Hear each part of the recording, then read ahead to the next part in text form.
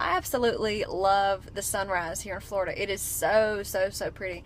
And this morning, it was just amazing, just like driving to school. When we drive to school, when we drive to work, it's over here on the left, so you're passing it on the left. And I mean, every few minutes you can look over at it. Obviously, you can't like stare at it, or that would not be safe driving. But it was just really, really pretty this morning. And you know how when the sun, it's like the rays and everything, they kind of shine down. I don't know how to really explain it, but I mean, I know you've seen it. I know, surely you know what I'm talking about.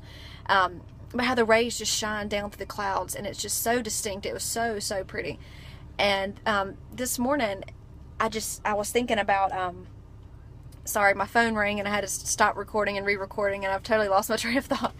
But anyway, at the end of Luke chapter 24, verse 50, I want to read you a little bit. It made me think about it this morning when I saw the sunrise like this. It said, "When he had led them out to the vicinity of Bethany, he lifted up his hands and he blessed them. When he was blessing them," he's talking about the disciples here, "he left them and was taken up into heaven. Then they worshipped him and returned to Jerusalem with great joy, and they stayed continually at the temple, praising God." Can you imagine this sight? You're walking with this guy. Think about your pastor, or think about somebody that you're really close to, somebody that you really, I hate to say idolize, but I don't know, as far as the comparison I'm trying to make, somebody that you idolize spiritually. And you're walking with him, and then all of a sudden, they're taken up from you.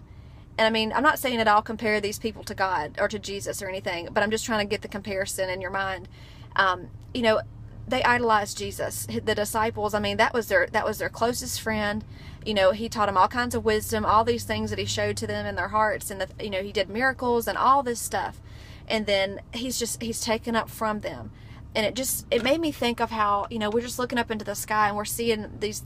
I mean, I think about God's grace and his goodness when I see these rays shining down.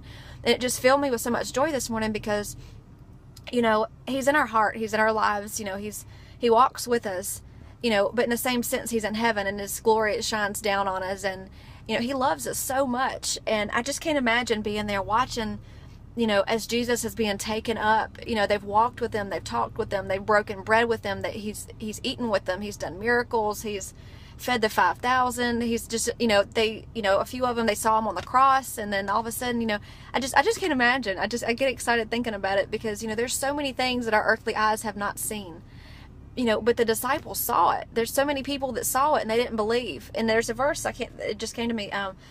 There's a verse that says, blessed are those who don't see what the disciples and everything saw, and they still believe. We believe, yet we haven't seen. We might have seen the miracles that, that God's done in our lives or in other people's lives around us, but we haven't actually seen him face to face. We haven't put our hands in the nail scarred hands and in his side and his feet. And I just want to encourage you, as Easter's coming up, just focus on these things that God has done in your life, and the things that, where you wouldn't be here if it wasn't for him. There's so many things that we've gone through, and there's so many things that happen in our lives that we wouldn't be here if it wasn't for the grace of God. And as you look up at the sunrise and you look up at these just beautiful things that God's done, his creation, just think about how good he is, and all these things that are wrong in your life, just put them on the back burner for a minute and just thank God for where you are today, and thank God that his mercy and his grace and his love just shines on you today like the sun. And I'm just excited. We're gonna have an awesome day today.